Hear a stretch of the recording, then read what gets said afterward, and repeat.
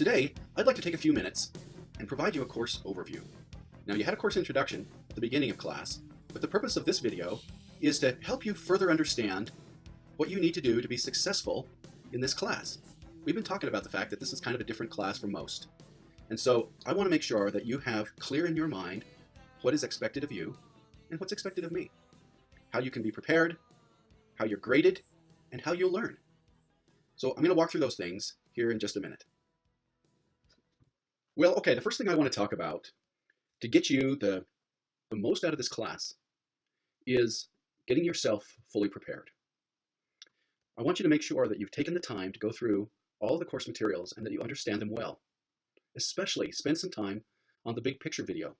If you didn't understand it the first time, listen to it again. Then make sure you get all of your accounts set up. You have a Gmail account if you don't already have one that needs to be set up, a GitHub account if you don't already have one of those.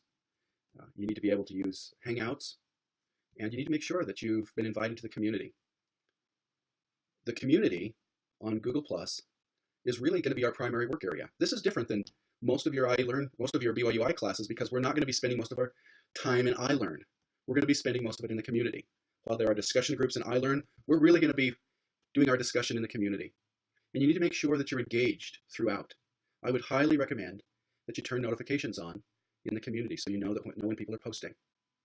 You need to be working on your elevator pitch, thinking about what application you could build individually and as a team that incorporates the various technologies that we'll be learning.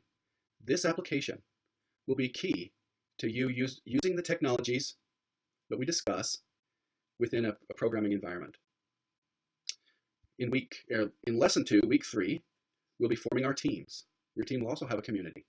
We'll be talking a little bit more about that here in a minute. It's so important that you understand why this class is different and how you will learn during the class. I often have students that say, how can we learn if there's not a lecture? Well, believe it or not, there are lots of different ways that you can learn, and there doesn't have to be a lecture. My dad used to call it the school of hard knocks because I was always getting into trouble or hurting myself. And as things happen like that, I did learn. Sometimes it took a while to learn. But as you're out researching and exploring and writing little programs and learning new things and teaching your class, you're going to find there's learning there. This course is really meant to simulate the way that we learn outside of academia. Now, my role is to be your guide. And as you submit me work, I'll provide you feedback that will help you as you go along. If there's anything you learn from this, I hope you learn that you're going to be going through an iterative approach to learning. That means you're going to start by researching and then teaching your fellow teammates, writing a simple program, converting it to something that's a little more complex, and ultimately, for full credit on each of the topics, integrating that topic with other topics or technologies. Remember that as you submit work to me, I will give you feedback on it that you can then reincorporate the next time that you submit it. I'll go into that in a little more detail.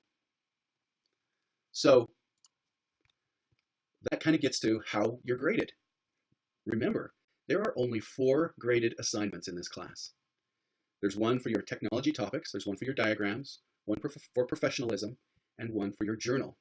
Now, your journal is going to come at the very end of class, in the last week of class. Your professionalism will come in the last couple of weeks of class. So that really gives you the entire rest of the semester to work on the other 2, your technologies and your diagrams. Everything else in this class is meant to support those deliverables. Nothing else in this class is graded. Here in a couple weeks, you're going to start submitting an understanding portfolio. This will promote your iterative learning. Let's say you pick the topic of Java collections to work on first. The first thing you might submit to me is your research. And then you might submit a video of you teaching your class, of you teaching your team. Next, you'll submit a single program, and then again, in the next time, something more moderately complex. And lastly, something that integrates more than one technology together. Now remember, you can submit, you don't have to just submit research the first time. Maybe you do 2 or 3 of those iterations, but you don't have to. You can learn one step at a time. You can turn in your portfolio as often as you want to. And each time you turn it in, I will respond with feedback and you'll be able to see the progress that you're making in the class. Now each week I have to submit a quote-unquote grade for that portfolio. So if you didn't turn one in that week, you'll get a 0 that comes in through iLearn. Well, that's okay. That doesn't mean that you got a 0 because remember, you only get graded on 4 things. And those grades don't ultimately come till the end of class. So I hope that helps to you to understand that. And then the last thing I just want to touch on a little bit is, so if I have all this individual work to do, why do I have a team? Well, there are three main reasons you have a team. The first one is your team is there to help you learn. You can learn together. You can research together. You can show each other what you're doing. They're there as your learning teammates. The second is it gives you a forum to teach, and that teaching will also lead to your learning.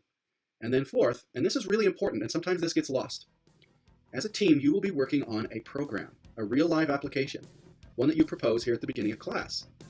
This program will give you evidence of a moderately complex application that integrates the various technologies. So it is vital that you work together as a team on this. You can use bits and pieces of this application as a part of your submissions in your portfolio. Now, you probably will want to work on a little application on your own as well. The combination of those will give you what you need to receive full credit in this class.